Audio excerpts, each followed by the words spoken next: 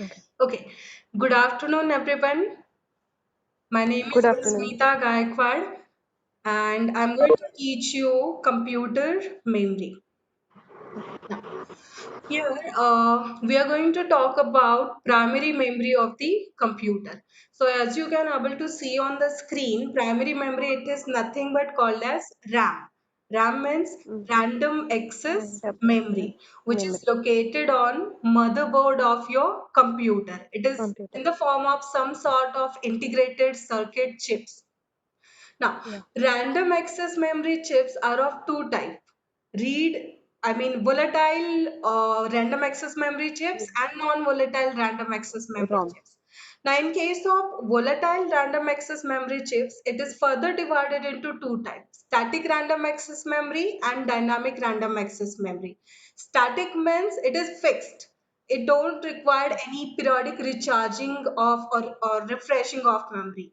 But dynamic random access memory, it saves data in semiconductor type of memory. That's why it required periodic recharging of data. So dynamic random access memory required, some kind of electrical pulses. That's why we required to provide some electricity there. So we need to refresh every time once we start the computer. That's what is called as Yes. dynamic random access memory chips. Now, non-volatile memory. Non-volatile memory is like something if there is power interruption or if there is some problem, then whatever data you have saved, it will remain intact. That means it is non-volatile. Volatile means what? If there is power interruption, then the data will get vanished. Now, in non-volatile read-only memory, it is of two types: manufactured programmed and user programmed. Read-only memory chips, it is nothing but once you store data in read-only memory chips, it will get stored permanently. Once you store data, then you cannot make any changes. Okay, that's why it is called as read-only memory. Further, it is divided into two types: manufactured program and user program. Manufactured program, it is nothing but it is meant for manufacturer only. Take an example of computer manufacturer. He himself developed the booting process or the bootstrap program and he stores in the operating system. Then take an example of printer manufacturer. Printer manufacturer stores printer control program in the printer itself. So whenever you buy a computer or the printer, you don't need to buy the program separately. It is coming along with the device, right?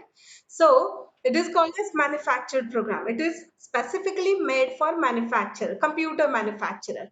Then next type is called as user programmed read-only memory chips. This type of memory chips are available for users and it is easily available in the market. So if you want to buy, you can buy this memory chips and you can insert those memory chips on the empty slots on the motherboard and you can increase the memory capacity of your computer.